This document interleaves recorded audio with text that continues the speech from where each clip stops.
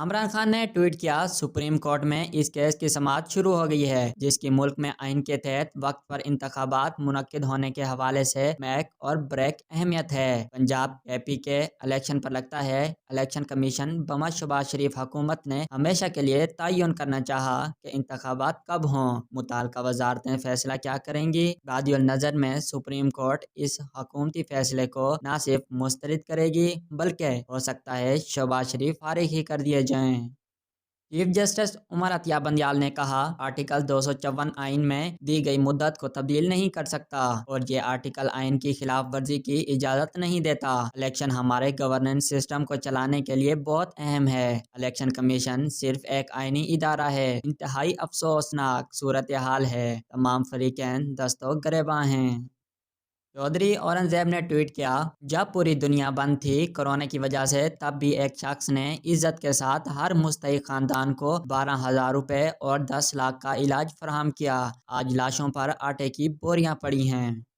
اوریہ مقبول جان نے ٹویٹ کیا، قائد اعظم کو اتنی مشکلات کا سامنا نہیں کرنا پڑا جتنا عمران خان کو کرنا پڑا ہے۔ یہاں تک کہ کسی بھی منتخب وزیر اعظم کے گھر پہ نہ جاتی عمرہ نہ بلاول ہاؤس میں کوئی شخص اس طرح بلڈوزر لے کر نہیں گیا۔ آج تک کسی کے جلسے کو روکنے کے لیے ایسے کنٹینر نہیں لگائے گئے۔ اتنی مشکلات کے اندر جو عمران خان نے جلسہ کر دیا ہے یہ پاکستان کی تاریخ رقم کرنے کے لیے کافی ہے۔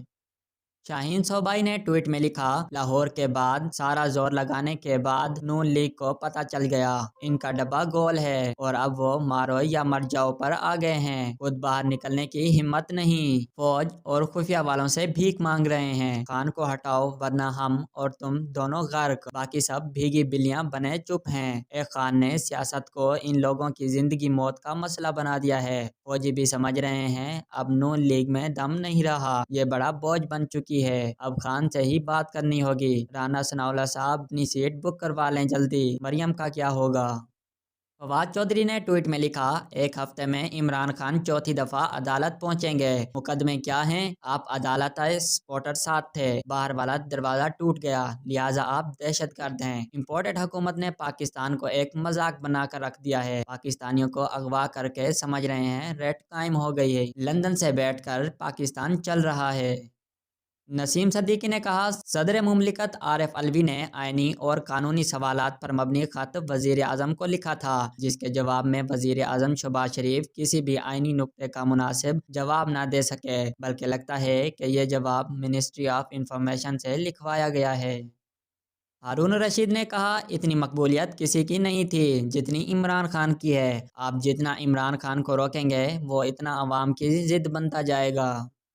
مریم نواز نے کہا، عمران خان بے وقوف شخص ہے، یہ منشیات زدہ دماغ ہے، اس کے کہنے پر الیکشن نہیں ہو سکتے۔ عمران خان کو غیر ملکی طاقتوں نے لانچ کیا ہے۔ مطیع اللہ نے کہا، حکمران اتحاد کو اعلانیہ طور پر کہنا چاہیے کہ صدر مملکت اور چیف جسٹس کے ہوتے ہوئے ملک میں شفاف اور منصفانہ انتخابات کروانا ناممکن ہے، اس لیے عام انتخابات اکتوبر میں ہی ہوں گے۔ جب تک دونوں شخصیات اپنے عہدے کی مدت ختم کر چکی ہوں گی، پھر دیکھیں گے پی ٹی آئی کی درخواستیں کون سنتا ہے۔